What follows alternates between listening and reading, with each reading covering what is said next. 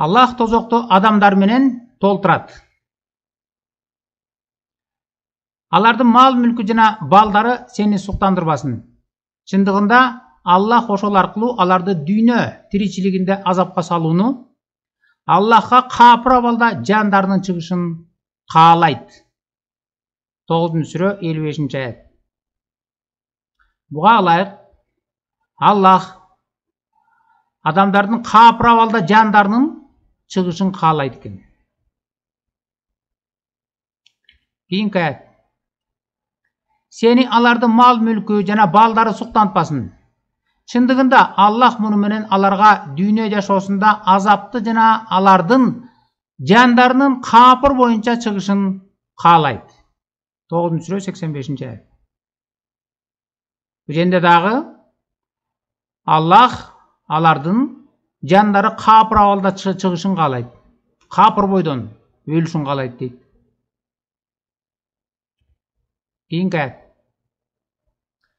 Бирок эген мээримин төккөндөр гана исламга кирет. Аларды ошол үчүн жаратты. Ошол үчүн эгеңдин албетте тозокту бүткүл жиндер жана адамдар менен толтурамын дегени шексиз орундалат. 11-сүрө 119-аят. Аллах өзүнчө мээримин төккөн адамдар гана бар экен. Ошолор гана кей 5ке кирет экен. Ал эми калганын баарысын албетте тозокту бүткүл жиндер жана адамдар менен толтурамын дегени шексиз орундалат дейт. Аллах ушундай сөз бериптир. Убада кылыптыр. Мен тозокту бүткүл жиндер жана адам менен толтурамын деп айткан экен.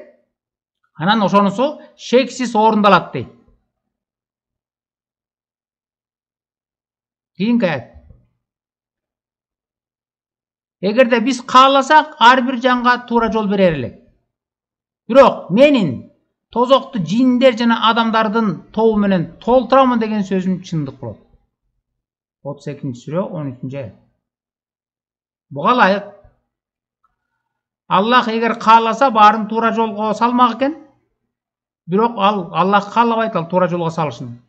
Ошондуктан айтып атат. Бирок дейт, менин Аллахтын тозокту жиндер жана адамдардын тобу менен толтурамын деген сөзүм чындык болот дейт. Аллах тозокту жиндердин жана адамдардын тобу менен толтурам деп өзү максат коюптур. Убада бериптир, сөз бериптир. Демек ошол сөзүм чындык болот дейт. Ал сөзсүз орундалат.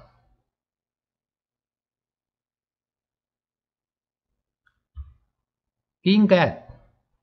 Ошол күнү биз тозоктон сен толдуңбу деп сурайбыз.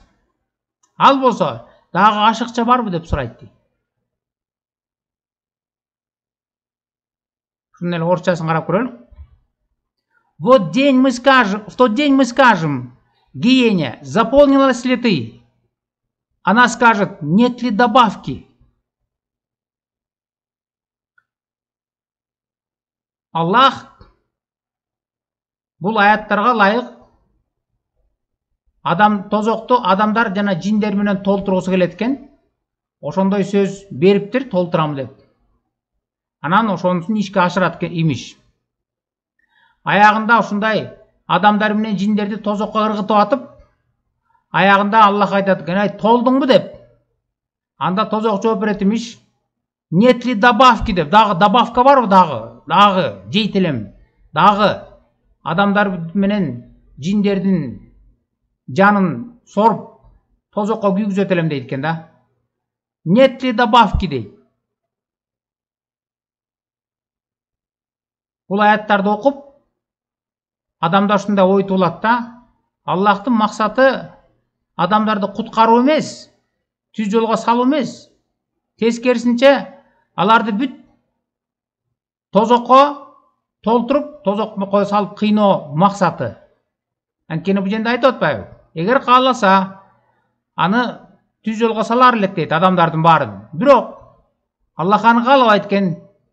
Анткени ал өзүнүн убадасы бар экен. Тозокту жиндер жана адамдардын тобу менен толтурам деген сөзүм чындык болот дейт. Ал ишке ашат дейт. Кудай ушундай максат коёбу? өзүнүн жараткан пенделерин,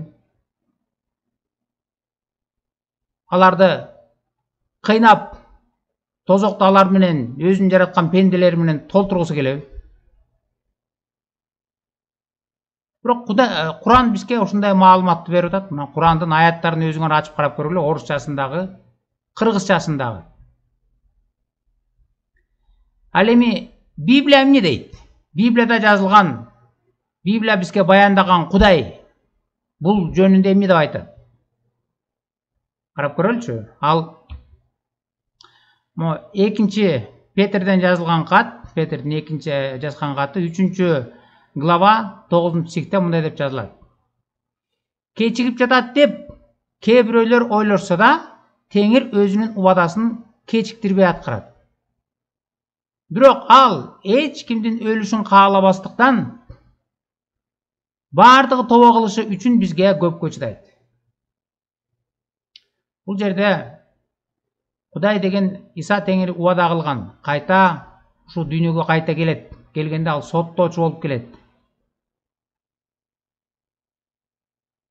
Ошол айткан убадасын Кудай кечиктирип аткан жок дейт, создуктуруп жаткан жок. Кээ бирөөлөр ойлогон сыяктуу кечиктирип атат деп. Бирок ал эч кимдин өлүшүн каалабагандыктан бардыгы тобо кылышы үчүн бизге көпкө чыдайт дейт. Адамдардын Кудайды тааныбай өлүп, Кудайды тааныбагандыктан тозокко кетишин каалабайт Кудай. Ошондуктан бизди көпкө чыдайт дейт. Ошол тобо кылып калса экен, Кудайга келсе экен деп көпкө чыдайт.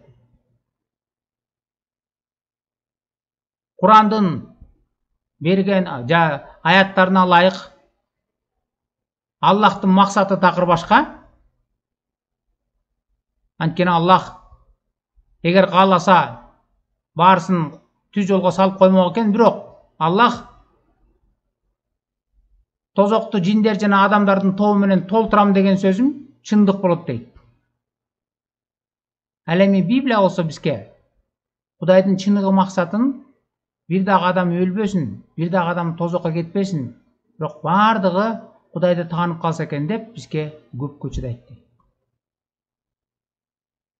Такыр эки башка максат, эки башка мүнөздөмө, эки башка сүрөттөмө берилет. Библияда такыр башка, Куранда такыр башка.